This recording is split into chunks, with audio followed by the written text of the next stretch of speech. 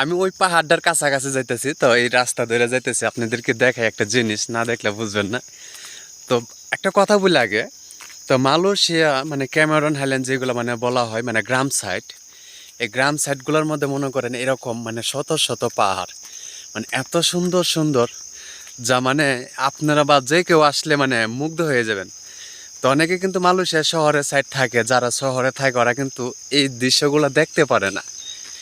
তো আমরা গ্রাম সাইডে থাকি, তো এই দৃশ্যগুলো আমরা দেখতে পারি। তো জিনিসটা হচ্ছে দেখেন, একটু আগে বৃষ্টি হয়েছে এই জায়গাটার মধ্যে, মানে পুরাটার মধ্যে বৃষ্টি হয়েছে, তো রাস্তা ভিজা। তো যে জিনিসটা আপনাদেরকে দেখাইতে চাইতেছি আমি, তো দেখতেছেন কিনা জানি না, মানে যে আগুন লাগছে মনে হয় পাহাড়ে, এরকম মনে হয়, বোঝা যাইতেছে। আসলে বিষয়টা তা না, একটু আগে বৃষ্টি হয়েছে, তো এই কুয়াশাগুলা আপনার এরকম মানে উড়তেছে, এ হচ্ছে পরিস্থিতি। তো এটা হচ্ছে বাঙালি ভাইটা কাজ শেষ করছে। মাশাআল্লাহ। যদি ভিডিওটা ভালো লাগে অবশ্যই পাশে থাকবেন।